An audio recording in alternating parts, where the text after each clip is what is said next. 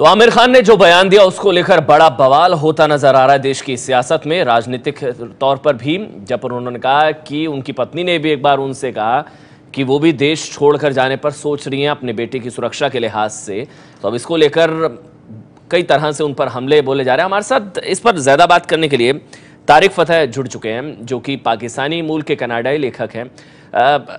आपने भी ट्वीट किया है तारिक फतेह साहब, ill informed and ill advised, ये आपने ट्वीट किया है, क्यों लग रहा है आपको ऐसा? जी, मैं समझता हूं कि ये देखें, पहले तो मैं कह दूं कि Aamir Khan is a great Indian और मैं खुद उनका फैन हूं।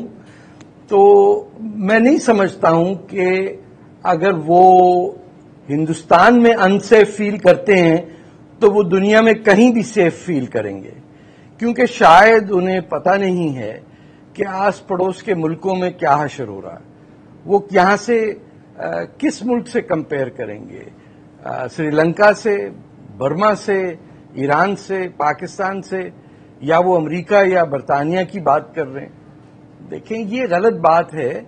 जैसा भी है, ये इससे ज्यादा सेफ कंट्री मुसलमानों के लिए दुनिया में नहीं है। अब वो एक फिल्म स्टार हैं, सोशल वर्कर हैं, हो सकता है उनसे वो कुछ बातें जो उन्होंने कही कि बिल्कुल दुरुस्त थी कि वो आईसिस के अगेंस्ट हैं, इस्लामिक स्टेट के अगेंस्ट हैं। वो सारी बातों को आप जोड़ के रखिए। लेकिन आमिर खान ने कभी ये नहीं कहा अपने बयान में कल कि वो खुद को भारत में सेफ नहीं महसूस करते। उन्होंने कहा कि उनकी पत्नी ने, चूंकि रोज अखबारों में, मीडिया में इस तरह की खबरें आती थी, तो उनकी पत्नी ने एक बार उनसे पूछा था, तो एक सवाल पूछा था बस, और वहीं बात खत्म हो जाती है। तो ऐसे में आप जजमेंटल होकर कैसे कह सकते हैं कि वो इल एडवाइज्ड हैं, उनको सूचना पूरी नहीं है, इस्लाम के बारे में वो नहीं जानते हैं। अभिव्यक्ति की आजादी का जितना अधिकार आपको है उतना अधिकार तो उनको भी मिला है ना।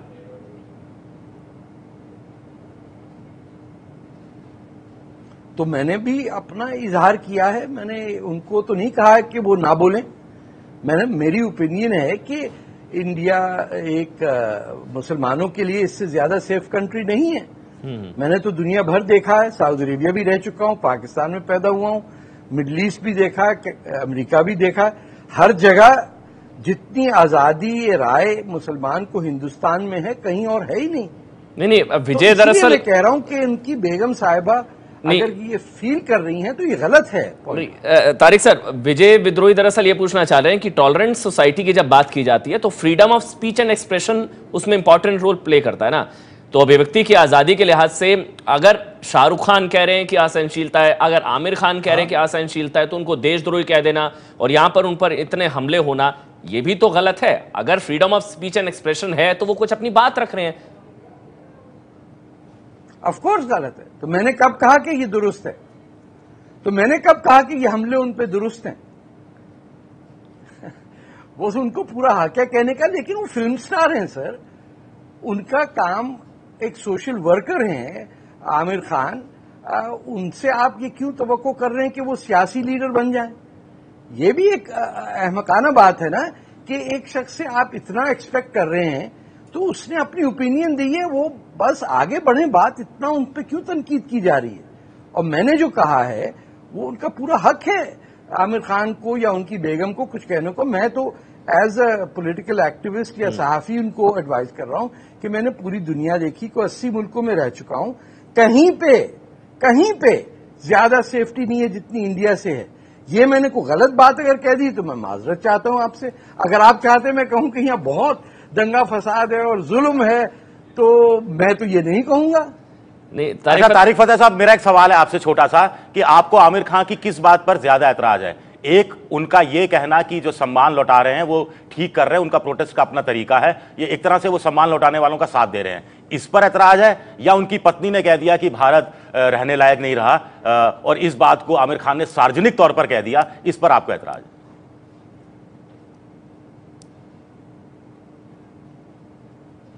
मुझे दूसरी बात पे, मुझे सर्टिफिकेट लोगों के लौटाने पे उनका कोई ताल्लुक नहीं है। वो उससे कोई मुझे एतराज नहीं। लोगों को जो लौटाना है वो लौटा दें, ये वादा कर दें कि आइंदा कभी नहीं मांगेंगे वो।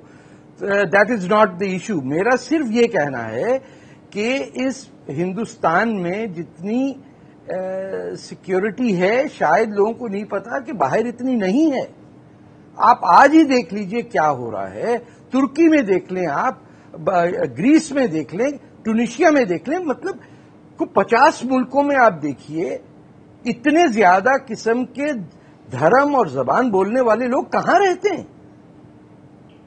आपको लगता है कि आमिर खान सुर्खियां बटोरने के लिए सब कर रहे हैं? कि इंडिया ही है जहां इतना अमन है? नहीं, ये गलत बात है।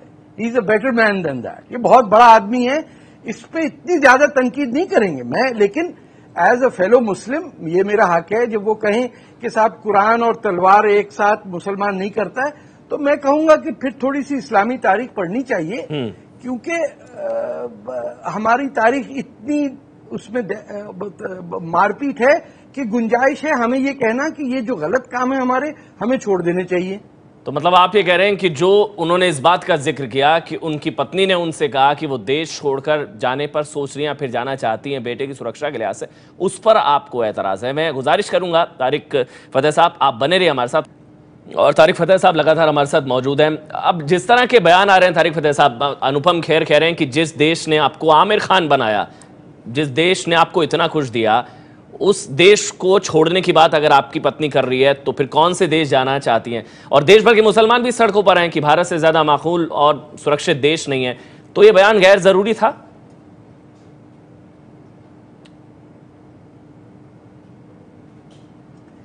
मेरे ख्याल से घर की बात थी, उसे पब्लिक में ले आने में गलती की आमिर ने। आमतौर पे मियां बीवी आपस में बात करते हैं एंड इस किस्म का गुफ्तगू होती। मैं कहना चाहूंगा कि इस वक्त हम एक दुनिया वर्ल्ड वॉर 3 में हैं, जहां पूरी ह्यूमन सिविलाइजेशन पे इस्लामिक दहशत पसंदों ने यलगार की है। पेरिस में जिन लोगों ने हमला किया वो सब मुसलमान हैं। बेल्जियम में जो आज पूरा शहर 5 दिन से बंद है वो हमारे मुसलमान भाइयों की वजह से ही है ना। तो हम में से कुछ मुसलमान ऐसे हैं जो एक अमन पसंद जिंदगी गुजारना चाहते हैं, कुछ मुसलमान हैं जो शरिया के मुताबिक और जिहाद के जो डॉक्ट्रिन है उसमें उनकी बिलीफ है और वो कर रहे हैं। ये मुसलमानों की आपस में जंग है। एक तरफ आमिर खान जैसे लोग जो जानते हैं कि क्या है सुथरी जिंदगी, क्या है हिंदुस्तान और क्या है हिंदू और मुसलमान का साथ रहना, दूसरी तरफ वो पाकिस्तान बेस्ड लोग हैं जिनको इंडिया और हिंदुओं से इतनी नफरत है कि उन्होंने मुल्क हिंदुस्तान को काट के मुल्क अलग बना दिया। तारिक फतेह साहब, अभी जब सारे जहां का आईसिस का पाकिस्तानी फौज के थ्रू हो रहा है काम, अभी जब शाहरुख खान का बयान आया था तब हाफिज सईद ने न्योता दे दिया था, तो आपको लगता है कि भारत विरोधी ताकतों को बल मिलता है इस तरह के बयानों से?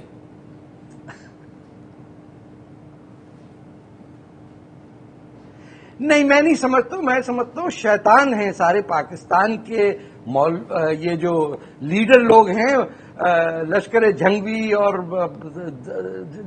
जमात-उद-दावा, ये वाकई ईवल एंटिटी है। और जब तक कि पाकिस्तान रहेगा, जब तक वो अपने ही बलोचिस्तान में रोज 100 आदमी को मारते रहेंगे और जब तक पाकिस्तान फौज हिंदुस्तान को अंडरमाइन करती रहेगी, हम पूरी दुनिया के मुसलमानों का नुकसान होगा।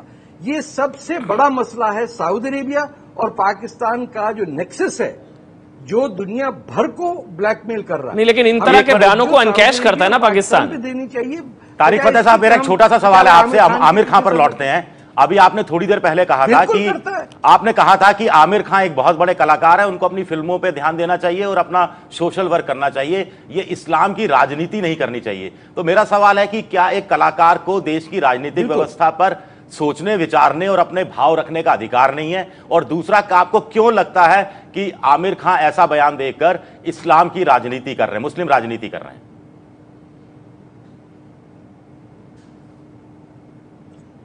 नहीं, मैंने देखें उनको पूरा हक है करने का। मेरा कहने का पॉइंट ये है कि उनका जो काम है, जो उनकी एक्सपर्टीज है, वो एक he is a role model for Indians. दुनिया भर में उन्हें देखा जाता है कि किस कदर समझदार आदमी, कितनी अच्छा कंट्रीब्यूशन है इनका। टेलीविजन शो, इनकी बातें जो हैं एक सोने के बराबर हैं वो इस झगड़े में क्यों पड़ रहे हैं कि इस्लाम क्या है, क्योंकि ये आप डिस्कस करें, अगर आपका तारीख से कोई ताल्लुक हो, अगर आप पॉलिटिकल एक्टिविस्ट हो, इसमें हक तो है उन्हें, लेकिन मेरा भी हक है कि मैं कहूं कि थोड़ी बहुत हमने भी पढ़ी है इस्लामी तारीख, उसमें बहुत शिद्दत से खूनरेजी है। तारिक फतेह तैमूर या महमूद गजनवी या मोहम्मद बिन कासिम जिन्होंने हिंदुस्तान पे हमला किया वो हमारे हीरो नहीं है। ये मेरी कहने की बात। जी आप ठीक कह रहे हैं, इस्लाम पर नहीं लेकिन इनटॉलरेंस पर, असहनशीलता पर क्या शाहरुख खान, क्या आमिर खान, क्या और दूसरे स्टार्स इस मुद्दे पर तो अपनी बात रख सकते हैं ना, वही उन्होंने किया है। कर सकते हैं, लेकिन इनटॉलरेंस जो हिंदुस्तान में है वो कोई हिंदू मुसलमान की नहीं है, वो अमीर गरीब की है।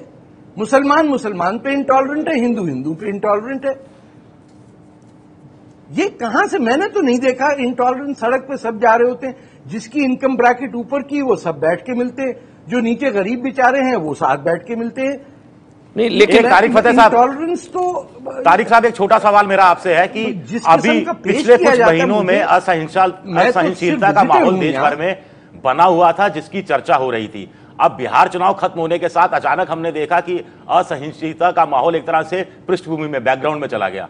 ऐसे में आमिर खान के बयान की टाइमिंग, दूसरा 26 नवंबर से जो संसद का शीतकालीन सत्र शुरू हो रहा है जिसमें विपक्ष मोदी सरकार को घेरने की कोशिश कर रहा है, कहीं आपको लगता है इस बयान को आप उससे जोड़ के हैं?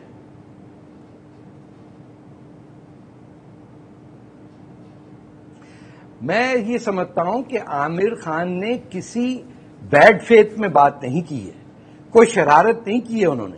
वो उनको पूरा हक है कहने का, लेकिन ये जो सब लोग अपने अवार्ड्स वापस दे रहे थे, मुझे लगता है ये सियासी अमल था। क्योंकि जब आप देखिए कश्मीर से सारे हिंदू पंडितों को निकाला, उस वक्त तो किसी ने नहीं ऑब्जेक्ट किया कि भाई 1 लाख आदमी को अपने ही हिंदुस्तान में रेफ्यूजी बना दिया है और हुकूमत कुछ नहीं कर रही तो हम सर्टिफिकेट वापस देते हैं। या केरल के अंदर वो प्रोफेसर का हाथ काट दिया, उस पर कुछ नहीं हुआ, किसी ने सर्टिफिकेट वापस नहीं दिया। तो ये ऐसा लगता है मुझे बाहर से देखने में कि सियासी अमल है, इसमें ये इलेक्शन खत्म हुआ, बात खत्म हो गई। मतलब पॉलिटिकल टूल है। शाहरुख खान, आमिर खान, जितने साहित्यकार, फिल्मकार, वैज्ञानिक, तमाम लोग पॉलिटिकल टूल है आप कह रहे हैं, राजनीतिक हथियार हैं ये लोग। नहीं, मैंने आमिर खान के बारे में नहीं कहा, मेरे मुंह में अल्फाज ना डालें सर। मैं आमिर खान को बहुत ही बड़ा हिंदुस्तानी समझता हूं, मैंने कभी ये नहीं कहा। मैं ये कह रहा हूं कि उन्होंने जो खौफ उनकी बेगम ने कहा कि उनको इंडिया से है, मैं ये कहना चाहता हूं ये गलत बात है और उनको हक है कहने का। ये जमहूरियत है हिंदुस्तान की, हम सब हिंदुस्तान को देखते हैं as a symbol of the greatest democracy in the world. हमने पाकिस्तान, हम पैदा हुए, हमने देखा है वहां क्या दहशतगर्दी है, तो मैं तो उस कॉन्टेक्स्ट में कंपेयर करूंगा। मुझे तो इंडिया जन्नत लगती है, पाकिस्तान दोजख लगता है। लेकिन आमिर खान ने यह भी कहा कि मजहब को किसी भी दहशतगर्दी के साथ जोड़ा नहीं जाना चाहिए। लेकिन आपके एक ट्वीट मैंने देखे हैं जिसमें आप ये एक तरह से सवाल उठाते हैं कि हर आतंकवादी मुसलमान ही क्यों होता है।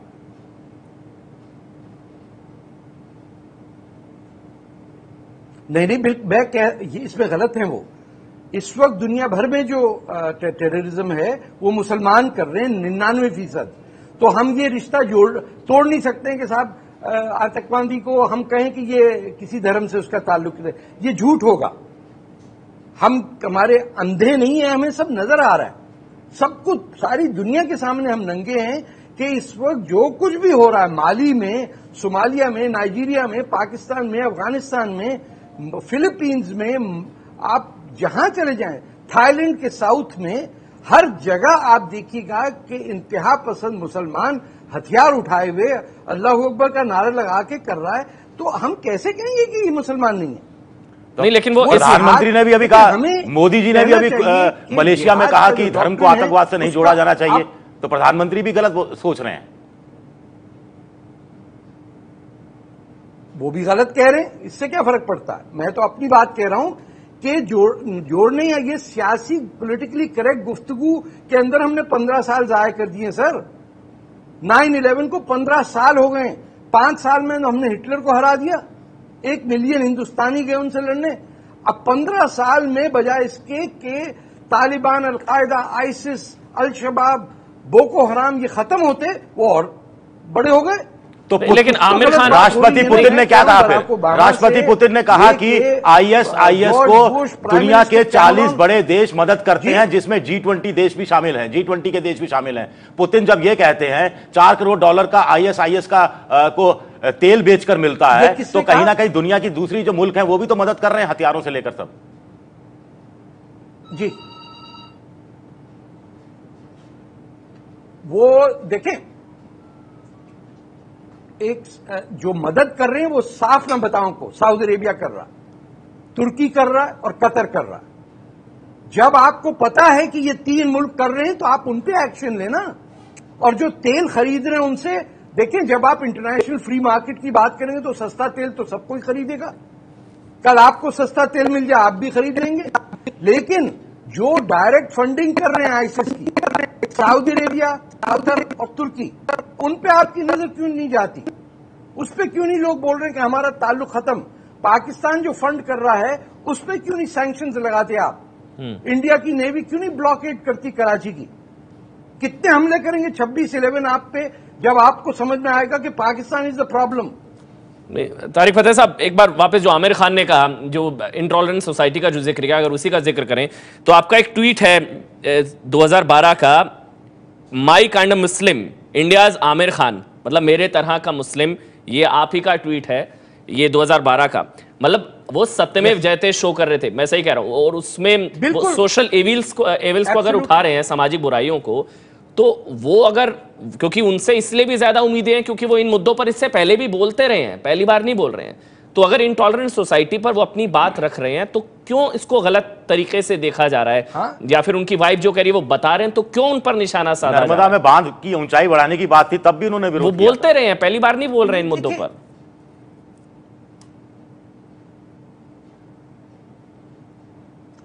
देखें, एक चीज जो मैंने नोटिस की है कि इंडिया बड़ी पोलराइज सोसाइटी है और इसमें बड़ी आसानी से छोटी सी बात को ऐसे लगता आग लग गई। तो आपको ये देखना होगा कि हाउ टू रिलेट समथिंग, कि भाई ये एक फिल्म एक्टर, एक सोशल एक्टिविस्ट ने कही है, अपना पॉइंट ऑफ व्यू एक्सप्रेस किया है। वो कोई मुल्क के प्रधानमंत्री तो नहीं है, वो कोई एम्बेसडर तो नहीं है इंडिया के किसी मुल्क में जो उन्होंने बात की है। He is a private citizen, he is a hero for hundreds of millions of people, और मैं उनको बहुत बड़ा हिंदुस्तानी समझता हूं। तो इसमें देखना पड़ेगा कि we should not be too harsh on a man who is speaking out of goodwill, और he is my kind of a Muslim. नहीं, लेकिन देश छोड़कर जाने की बात तो नहीं कहनी चाहिए ना, कम से कम इस तरह के पब्लिक प्लेटफॉर्म पर लाखों करोड़ों लोग उनको फॉलो करते हैं, ट्विटर पर भी देखते हैं, जानते हैं, देश ही नहीं दुनिया भर में। वो अगर इस तरह वो तो उनकी बेगम ने कहा, आप उनकी बेगम से बात करें। नहीं, बेगम की बात उनको सार्वजनिक नहीं करनी चाहिए थी।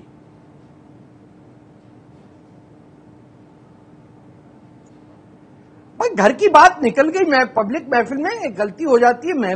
मेरी बीवी से मेरे 10 झगड़े होते हैं, वो कहती तुम पागल हो, हिंदुस्तान जा रहे हो, वहां कोई गड़बड़ हो गई। मैंने कहा आके तो देखो कितना प्यारा है ये मुल्क। नहीं, लेकिन यहां पर कुछ लोगों से हम लगातार सुबह से बात कर रहे हैं कि आप मुझे कहेंगे कि मैं, क्योंकि मेरी बीवी ने कहा जरा बच के रहना वहां। बीजेपी के लोग कह रहे हैं कि आमिर खान को माफी मांगनी चाहिए, आपको भी लगता है कि उन्हें माफी मांगनी चाहिए? नहीं नहीं सर, नहीं सर, ये इतनी बड़ी बात नहीं है, माफी क्यों माननी पाइए। Let us get on. ये कहां हम इस झगड़े में पड़ गए कि कौन माफी मांगे, कौन वापस दे, कौन ले। This is bringing the high intellectual life of India to a very low level. नहीं, क्योंकि कुछ दरगुजर करनी चाहिए। नहीं, इसको ना व्यापार से भी जोड़ा जा रहा है। प्यार भी किया करें, कब तक झगड़े करते रहेंगे? तारिक फतेह साहब, एक ट्वीट आपको दिखाते हैं। बीजेपी सांसद मीनाक्षी लेखी ने एक ट्वीट भी किया है, ये जो बयान है आमिर खान को लेकर, जिसमें वो व्यापार से भी जोड़ते नजर आ रहे हैं। ये ट्वीट हम कितनी बेशर्मी से इजहार करते हैं, ये खराब जो व्यापार करते हैं, अब व्यापार से जोड़ा जा रहा है। अगर मिल जाए दाम इनको तो मां का आंचल भी दागदार करते हैं। ये खराब जो व्यापार करते हैं, मतलब मीनाक्षी लेखी इसको व्यापार से भी जोड़ रही है। नहीं, शेर बोल रही है। नहीं, आपको लगता है आमिर खान को आगे से ऐसे बयान नहीं देने चाहिए? अब ये आमिर के साथ बड़ी ज्यादती, ये नहीं कर, ऐसा नहीं करना चाहिए। मैं समझता हूं जरा सोच समझ के बात करनी चाहिए। बेगम की बात ना करें, अपनी करें। अब वो किरण जाके उनको डांटेंगी घर पे कि मेरी तुमसे बात हुई थी, तुमने जाके सबके सामने कर दी। तो जरा प्यार मोहब्बत से बात करें। सर ये क्यों झगड़ा इतना करते हैं? आप कह रहे हैं ज्यादा ज्यादती हो रही है। आपके काफी दुश्मन नहीं है बाहर कि आप लोग खुद लड़ रहे हैं आपस में? हमारे साथ तारिक फतेह साहब, गुजारिश करूंगा आप बने रहिए हमारे साथ साथ सुन रहे हैं, रिएक्शंस आ रहे हैं। परेश रावल से भी मैं सुबह बात कर रहा था, वो भी कह रहे थे कि ये प्लांट है, प्लांटेड है, भारत की छवि खराब करने की साजिश है। जी कहें। नहीं सर, ऐसी बात नहीं है, ये लॉजिकल बात नहीं बनती है। वो ही वाज, आमिर खान वो sitting on stage doing an interview. ये कहां, साजिश कैसे बन जाए? एक छोटी बात को इतना बड़ा कैसे बना देते हैं? क्या कहें कि कुछ साजिश हो रही है? कौन साजिश कर रहा है? अमेरिका कर रहा है, मतलब चीन कर रहा है। ये कहां से? एक शख्स ने एक बात कही, दरगुजर करें, आगे बढ़ें। ये पीछे कहां से बैठ जाते हैं आप? हिंदुस्तान के ज्यादा दुश्मन नहीं, हिंदुस्तानी खुद अपने मुल्क के दुश्मन हो जाए। ये साजिश इसलिए कही जा रही है क्योंकि लंदन में जब प्रधानमंत्री थे तो आगे चले, और वो भी उनकी बेगम ने की है। जो इंडिया में इंटॉलरेंस की जो डिबेट है वो इंटरनेशनल फोरम पर भी उठाई जा रही है, इसलिए ये कहा जा रहा है। जब लंदन में थे तो पहला ही सवाल दादरी को लेकर पूछा गया, इंटॉलरेंट सोसाइटी को लेकर पूछा गया। तो जब अंदर से इस तरह की आवाजें उठती हैं तो बाहर आवाजों को और बल मिलता है, इसलिए ये बातें कही जा रही हैं कि इनसे बचा जाना चाहिए। तो देखें, अगर मैं लंदन में होता तो मैं जवाब देता कि आपके यहां जो रॉफर्ड जो सिटी के अंदर चाइल्ड रेप स्कैंडल था, जिसमें कई सौ बच्चियों को रेप किया गया, वो इंटॉलरेंस नहीं है। ये इसका जवाब खड़े होकर देना चाहिए। इसमें डिफेंसिव होने की बात नहीं है। हर मुल्क में प्रॉब्लम है। अमेरिका में प्रॉब्लम नहीं है, रूस में प्रॉब्लम नहीं है, चीन के अंदर प्रॉब्लम नहीं है, हर जगह प्रॉब्लम है। लेकिन हर जगह चीन के अंदर जो प्रॉब्लम है, ये नहीं कहते कि ये सारे बाकी चीनी जो है हिंदुस्तान के एजेंट है। जी जी, बने रहिए हमारे साथ। आपको बता दें कि क्रिटिसाइज और critic each other with respect. जी जी, आपको बता दें जब ये बयान दिया आमिर खान ने जिस कार्यक्रम में, उस दौरान अरुण जेटली भी वहीं पर मौजूद थे। वित्त मंत्री अरुण जेटली सामने बैठे हुए थे, उन्होंने भी अपनी बात रखी।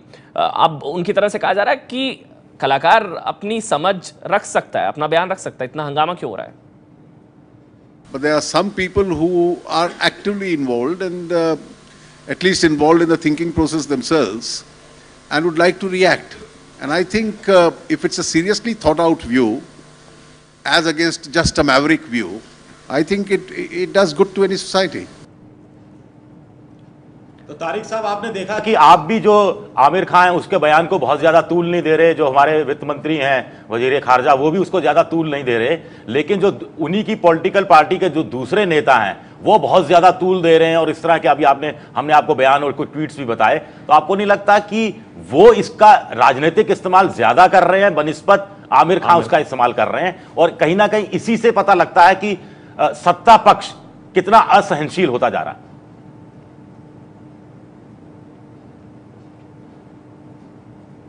देखें, जो अरुण जेटली ने कहा 100% मैं एग्री करता हूं।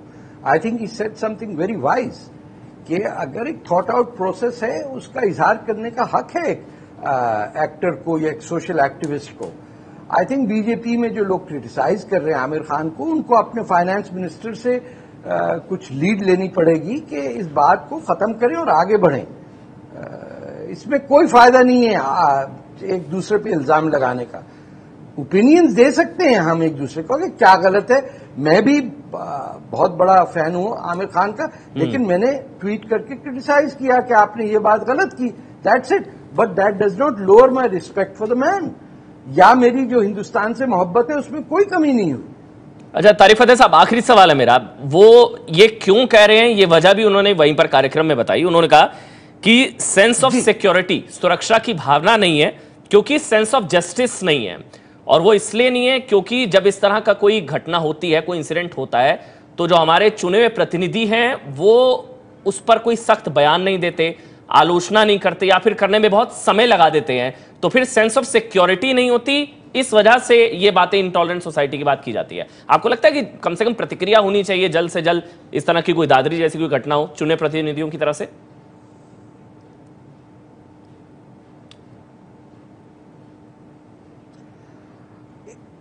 वुड बी हेल्पफुल अगर कोई बयान दे दे, लेकिन आप सोचें तो सही, ये कितना बड़ा मुल्क है सर, 1 बिलियन लोग हैं सर, इसके अंदर को 500 कनाडा समा जाएं। ये इतना बड़ा मुल्क है, 26 जबानें हैं, 6 धर्म हैं, ये तो सुपर ऑयल टैंकर की तरह है कि यू टर्न लेने में 3 महीने लग जाएंगे। तो कुछ तो गुंजाइश दें कि इतने मुश्किल मुल्क को गवर्न करने के अंदर, हजारों प्रॉब्लम के अंदर एक प्राइम मिनिस्टर है, उसके पास हर वक्त तो नहीं रेडी रहना चाहिए कि ये हो गया, क्या अगर एक हिंदू मर गया या एक मुसलमान मर गया या ईसाई मर गया तो वो फौरन कर दें। इससे ज्यादा तो उस प्रोफेसर का सोचिए जिसका हाथ काट दिया शरिया कोर्ट ने केरल के अंदर। आज तक में मुझे गुस्सा आता है सोच के कि कैसे कर दिया। तो हमें सब हिंदुस्तानियों को, मैं अपने आप को भी समझता हूं, हमें थोड़ी सी पेशेंस सीखनी चाहिए। इतना बड़ा मुल्क दुनिया में कहीं नहीं है सर जी। इतनी बड़ी सिविलाइजेशन एग्जिस्ट ही नहीं करती है। आपस में लड़ने के जगह एक दूसरे को प्यार से बात करें, तहम्मुल से बात करें। ये 5000 साल पुरानी सिविलाइजेशन है, इससे ऐसा ज्यादती मत करें कि लड़ते रहें आपस में जी। दुनिया हमें देख रही है कि यही है फ्यूचर। तो इससे इन तमाम बयानों से, इस तरह के बयानों से मैसेज जरूर गलत जाता है। बहुत बहुत शुक्रिया आपका तारिक फतेह साहब।